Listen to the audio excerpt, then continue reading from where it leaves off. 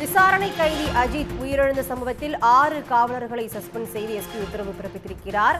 விசாரணை கைதி மரணம் தொடர்பாக 6 காவலர்கள் சஸ்பெண்ட் செய்யப்பட்டிருக்கின்றனர். இது பற்றி விரிவான தகவலை தர காத்திருக்கிறார் செய்தியாளர் கணேஷ். விவரங்கள் என்ன? சிவகங்கை மாவட்டம் திருப்புவனம் அருகே மடப்புறம் பத்ரகாளி அம்மன் கோயில் உள்ளது. இக்கோயிலுக்கு கடந்த 27ஆம் தேதி திருமங்கலத்தைச் சேர்ந்த சிவகாமி என்பவர் காரில் தனது மகளுடன் வந்திருந்தார்.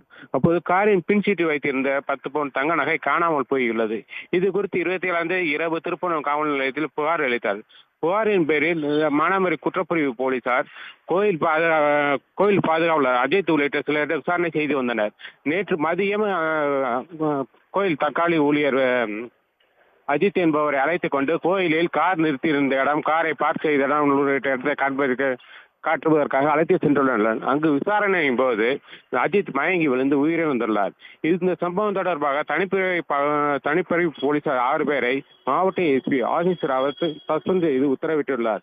தனிப்பிரிவு போலீசார் பிரபு, கண்ணன், சங்கர மணிகண்டன், ராஜா ஆனந்தன், மணிகண்டன் உள்ளிட்ட 6 பேர் இந்த தற்காலிக பணி நீக்கம் செய்யப்பட்டுள்ளனர்.